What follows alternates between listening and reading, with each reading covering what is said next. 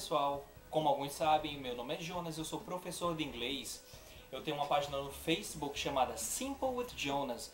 Lá eu posto vídeos que primeiramente eu posto no Instagram para ajudar quem quiser aprender inglês a tirar dúvidas. Vocês podem fazer perguntas e eu vou responder com vídeos curtos. Vocês sabem que no Instagram os vídeos podem ser no máximo até 15 segundos. Então eu tento fazer de forma bem sucinta e bem objetiva uma resposta para a sua pergunta. Meu Instagram é Simple with Jonas, do mesmo jeito da página do Facebook. Por favor, curta esse vídeo, é muito importante para mim. Vocês sabem que beleza, jogos de videogame e outras coisas fazem bem mais sucesso na internet do que educação.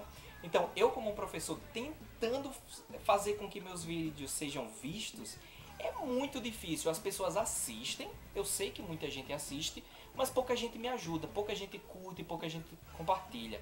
Então se você gostar desse vídeo, por favor, dê valor ao meu suor aqui. Basta me adicionar no Skype ou no Facebook e falar comigo. Nós marcamos a primeira aula sempre é de graça. Eu dou demonstração, eu bato papo com você para você sentir como é, para você ver realmente se tem muita diferença entre uma sala e um computador. E se você gostar, nós organizamos nossas aulas por mês. A base do preço é na hora aula, mas nós fechamos o contrato para o mês. Muita gente tem me perguntado, sim, mas qual é a metodologia que você usa com seus alunos? Ou quanto tempo você leva para ensinar uma pessoa inglês? É bem complicado falar sobre isso, mas aqui vou eu.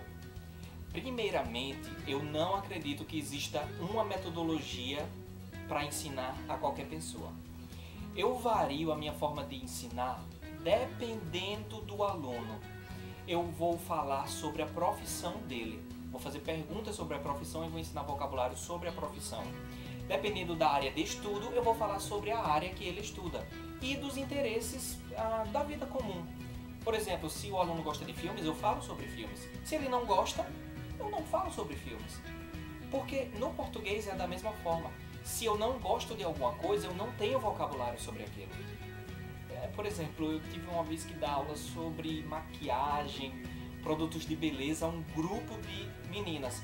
Porque elas estavam na sala, a gente começou a conversar, elas quiseram conversar sobre isso. Eu disse, olha, me desculpe, mas eu não tenho esse vocabulário nem em português, eu posso estudar. E depois que eu estudar, eu posso preparar uma aula para vocês e a gente fala sobre isso sábado que vem, tudo bem? Elas concordaram e deu certo. No sábado seguinte nós conversamos sobre isso. Mas, como é que deve ser o aprendizado de alguém? Como é que eu transmito a ideia de aprendizado aos meus alunos? Eu faço uma pergunta. Como é que um bebê aprende a falar um idioma? Como foi que você aprendeu a falar português, por exemplo? Eu acredito que você passou muito tempo ouvindo português, ouviu adultos falando, pessoas que já conseguiam falar o idioma, e depois de um tempo começou a tentar repetir o que as pessoas diziam, porque ainda não existiam ideias formadas verbalmente na sua cabeça. Você não traduzia de um idioma de bebê para um idioma adulto. Não existia tradução. Você simplesmente passou a olhar para o mundo ao seu redor, a cheirar o mundo, ouvir o mundo, sentir o mundo e falar sobre essas experiências. Um problema é que as pessoas tentam aprender um idioma já a nível de adulto desde o início, falando coisas complicadas, filosóficas, conceituais. Não, você deve falar sobre o que você vê, sobre o que você ouve. Por isso que quando eu converso com um aluno, eu uso muitos gestos. Isso é uma parte enorme da minha metodologia, ser visual. Eu utilizo desenhos e outras coisas para que não seja preciso traduzir ao português. Não. Se eu vejo isso aqui, muita gente até me pergunta o que é isso. Isso é um pedaço de pano. Quando eu falo português que isso aqui é um tecido emplastificado, eu não sei o nome disso. Você percebe, eu não estou traduzindo de idioma nenhum para português. Eu estou apenas olhando e tentando dizer o que é isso. Eu não sei essa palavra em português. Eu não conheço uma palavra correspondente. Minha vida está acabada. Eu perdi as esperanças? Não. Não é importante para mim saber o nome disso? Eu tenho, eu uso, é suficiente. Então muita gente fica se massacrando, se chicoteando quando não conhece uma palavra em inglês. Não é necessário. Haja como um bebê e aí você vai perceber que você pode começar a falar apenas do mundo ao seu redor, das coisas que realmente são importantes para você. É isso que eu tento fazer com os meus alunos. Então, nas primeiras aulas, eu apenas converso, eu bato papo. Por quê? Você já começou a aprender português em casa como bebê com um caderno e uma caneta escrevendo? Não. Foi com sons. Os sons são muito, extremamente pouco valorizados no ensino de idiomas no Brasil. Eu já disse em outro vídeo e eu repito, nós conectamos os sons, nós não falamos palavras separadas. Então, para que eu preciso dizer, eu quero comer açaí? Eu queria açaí. Minha esposa um dia desse disse, eu queria sair. E eu perguntei, você queria sair para onde? Pro shopping? Não, eu queria açaí. Nós conectamos os sons e nem percebemos. Então, eu gosto muito de bater papo com os meus alunos. Coisas simples sobre o dia a dia. Ok, I am a teacher. And you? Se você não sabe a profissão, eu ajudo. Mas aí você vai dizer do mesmo jeito que eu disse. I am a teacher. I am a photographer. Ok, you are a photographer. Are you a professional photographer? Or are you an amateur photographer? I'm a professional photographer. Alright, this is very good. The number of photographers is growing, is increasing. It's a very good profession now. Eu quero que você se familiarize. A primeira aula é um choque. Por quê? Porque eu vou falar inglês com você. Eu não vou ficar What is your name? Não. Eu vou conversar sobre sua profissão, vou conversar sobre a sua vida, tirar informações de você e falar sobre mim. I'm a teacher, but I don't teach in schools now. I used to teach in a school last year, but now I prefer to teach online classes, normally on Skype or Facebook. I prefer Skype.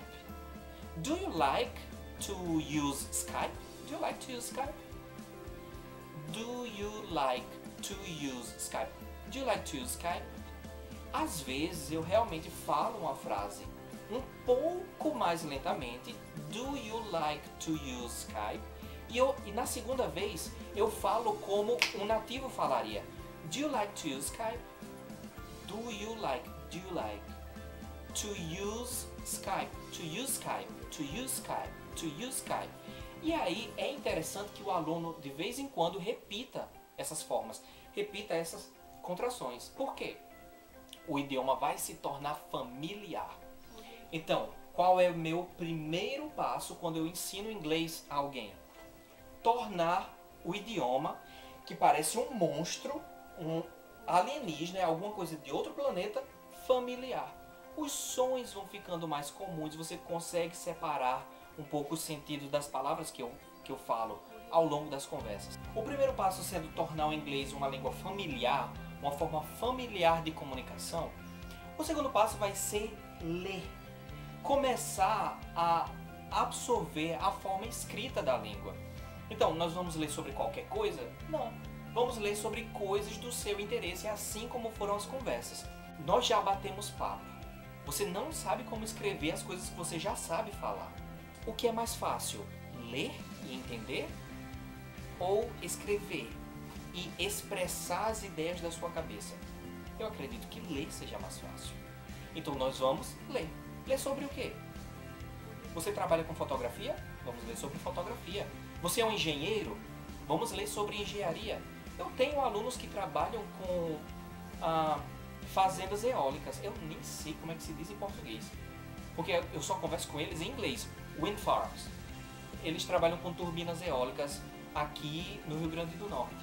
Se em uma frase longa você for lendo tudo separadamente, seu inglês vai soar muito forçado. Você não vai soar natural, fluente.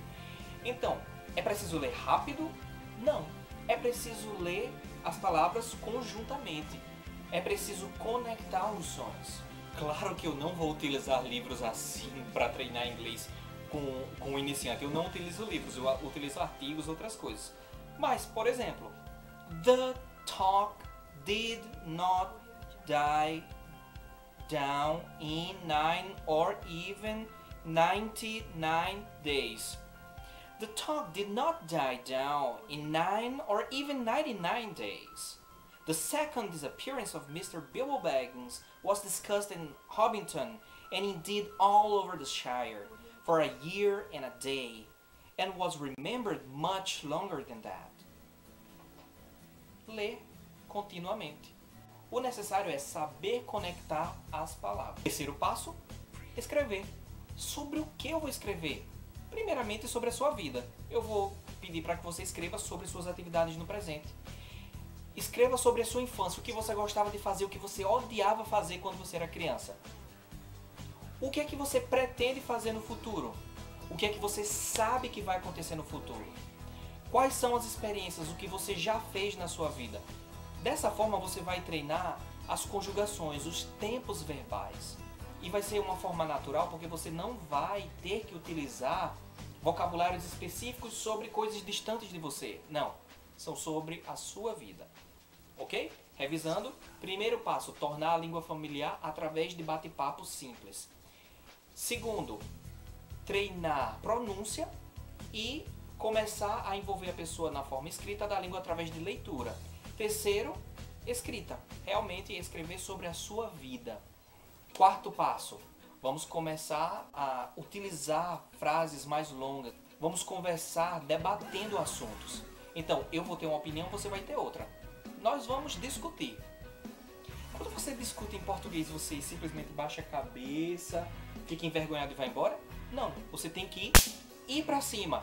Você tem que ser confiante. E eu quero que meus alunos sejam confiantes. Eu não sei do vocabulário completo, mas eu sei do que eu estou falando e eu quero falar isso. Então, nós vamos debater.